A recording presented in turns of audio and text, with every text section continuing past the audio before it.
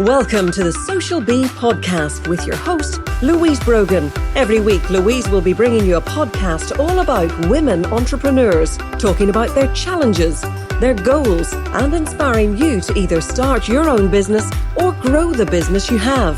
Visit www.socialbni.com to join our community and pick up some lovely freebies to start marketing your business online today.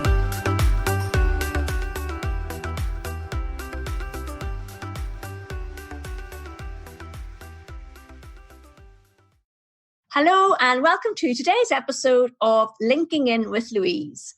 Now, today I have a slightly different podcast episode for you, but I think you're going to find it really, really valuable and useful and interesting. Well, hopefully you find all of them that way. But today I have a special guest on, and that is Mike Kelly from Membervault. So before we dive into what exactly Membervault is, I'd like you to just introduce yourself, Mike.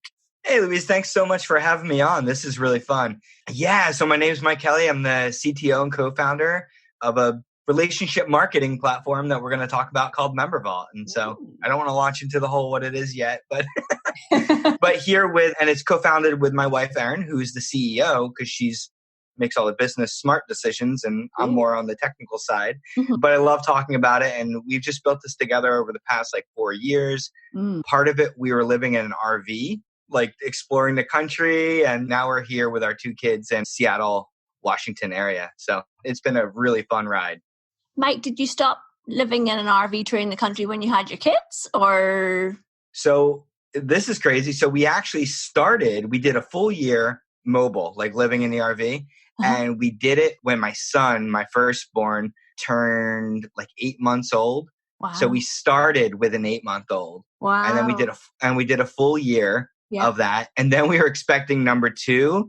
And I think that's what we're like, all right, 2, one kid, 1 dog, and 2 of us in a 30-foot trailer. That's okay. But adding another baby, no. So we just decided to be normal people and get a house. And so that's what we're on now. But he must have, I know we are going to actually talk about Membervault, but I like this little segue. Sure. Did you travel all over America with your RV?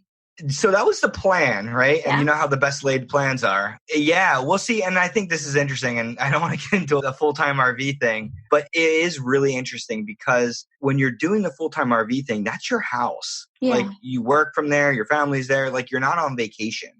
So okay. Everyone kind of has this kind of idea that they're going to go explore the whole country at breakneck speed and sleep in a new place every night. And what you find is even spending 1 week in each place is still too short. So we ended up we only explored the West Coast. The US is rather big. And so we actually ended up only kind of exploring the West Coast. We made it from Washington down to Texas, and we have family down in Texas. So that was our kind of goal. And then back up to Seattle. And that was it. It took a year to get to Texas and back. And I did a degree in geography, and I spent on and off about 3 years backpacking around Southeast Asia and Australia. So I would just love that. I love going to new places and finding out new things to do. Sounds awesome. Yeah. And it was really cool too, because Membervault was basically created in its infancy on my 13-inch MacBook Pro in a trailer, in an RV. So excellent. Yeah. So, it kind of was genesis of this whole thing. It's very entrepreneurial of you. So, Mike, I'm going to just briefly talk about how I got into your world, I suppose, and then you can tell us a little bit more about how and why you created this software. How's that sound? Yeah, sounds great. Okay. So for people who have been listening to this podcast for a while now, I've been creating online courses for, I think 3 or 4 years possibly. And anyone who does create online courses, one of the biggest things you have to think about is where exactly do you house them? So you create your idea for your course and you put it somewhere on the internet, and people then pay to get access to the content you've created. That's a very simplified way of looking at it. But if you've never done an online course, you haven't got a clue where to start.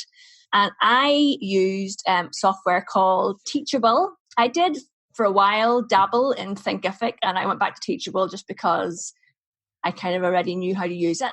And I created a membership site in there, and I created standalone courses in there. But one of the issues I had was that people don't just find you online and decide to buy your online course. It's not how it works. Man. Seriously? Why don't they? There's an in-between step? Yeah, I'm sorry. But even, people say, oh, get the know, like, and trust factor and someone's going to buy your stuff. That's not true either. So you kind of need to, people have to get to know you and understand that you actually know what you're talking about. And one of those things I would do, it would be to set up, amongst other things, challenges. So I used to do this thing called the 30-day social media challenge. Oh my goodness, it got me a couple of thousand subscribers on my email list. But it didn't lead particularly into any particular online product. That's another lesson I learned. That's a story for another day. But since I started to niche down into LinkedIn, one of the things I learned from the person that taught me how to do online courses is a guy called David Siteman Garland. And one of the things I learned from him was one way to get people to buy your course is to create like a 5-day challenge. So cutting down the 30-day challenge to 5 days, well, that was a really good idea. But I was doing those through email and then sending people to Teachable. So they would do the 5 days or the 30 days on the email, but then they wouldn't necessarily go to Teachable where the paid product was. Why would they? Yeah. Yeah, exactly. So I can't remember how I came across you, Mike, but I think it was maybe my friend Sally Davis-Berry, who is in New York State. And she said about this thing called Membervault. And I thought, what is that? So basically, I am now able to run my LinkedIn 5-day challenge and house it inside Membervault. And that is also where I then have my group coaching program for LinkedIn. But why the benefits for me of having the 5-day challenge inside Membervault is I can see who's going through the challenge. I can see who's opening the challenge every day. And Membervault has this really cool thing that tells you when somebody is a warm or a hot lead. And then I'm able to contact those people directly and say, would you like to have a chat about this course? And to me, that was like the missing link for me in the online course whole funnel, if you like. I don't really like the word funnel, but in the whole process. So well done, Mike. Yeah, well, and I love that. I love hearing these stories, right? Because what you talked about was one of the main motivations to build and pivot Membervault to what it is today, is because that was the dirty little secret nobody was talking about. Like, there's all these platforms out there, whether it be WordPress plugin or SaaS platform or whatever it is, where it's like, build your course and do your thing. And it's like an arms race with like, what features do you have? And the thing is that so few people were actually making money doing this, right? So it's like, great, you put all this time and effort into building your courses and memberships and what have you. Yeah. And then you would just literally have to spam people until they unsubscribed or bought. Or then there's the whole ClickFunnels thing, which again, no shade towards any kind of funnel building, but it got a little formulaic and icky. You know what I mean? Like, where like you opt in for something and you're like, I know what's going to happen next. I know you're just going to spam me until I have to like block you, like I don't want to do that. Like, so there was this ickiness around it. And the sad part is that's the way everyone said you had to do it. Like, well, okay, well, you got your course over here at Teachable. You got your opt-in on your site, and then you have to funnel them in. And there was this, and it all seemed very kind of hokey and duct taped together. And it made otherwise good business owners act in really kind of overly salesy, icky ways. And they didn't like it. Like, no, some people like doing it. Some people like being the salesman and going out there and doing that kind of stuff, right? But other people don't. Most people don't. Most people started their business because they love what they do and they want to share it and they want to make a living from it. Great. And so we just saw this opportunity where it was like, okay, well, you have these like freebies, sign up for my thing or do this or a challenge or a resource library or something, right? And why not have that in the same exact platform that your course and one-on-one coaching or whatever it is? Like, why don't we break down this wall of like, what's a digital product, what's an opt-in, what's a membership. Yeah. And so in Membervault, we started out as just a course platform 4 years ago, but we saw this opportunity to be more. And so we've kind of generalized it into now we call them products. They're not called courses, they're called products. Yeah. And what we found was that people were using products to sell an ebook, to sell a course, to sell a membership, to have a 5-day challenge, to have just a little opt-in. We had people actually writing books inside of Membervault and actually literally having like the print inside of Membervault and having, so whatever the digital product is, we've even had people sell events. So like they had an event. And what we found was interesting. The formula, if you want to call it that way, like the formula is always the same. You build an audience and you do that, whatever medium you want, right? So like in here, like your audience is going to be mainly concerned with like LinkedIn. Great. Yeah. That's a great place to build an audience. And if your ideal customers are there, that's where you need to get their attention. But then what do you do with that attention? Like you need to like, if you want to bring the relationship to the next level, then you need to kind of bring them in and date them. You don't go on the first date and then propose marriage. Like, no, you need to date for a little bit. You need to go out and have fun. And like, you got to build that trust, and trust is built with engagement online, right? So like how kind of engaged people are. And so that was kind of a core philosophy in Membervault when we were building it is let's have all these products in one place.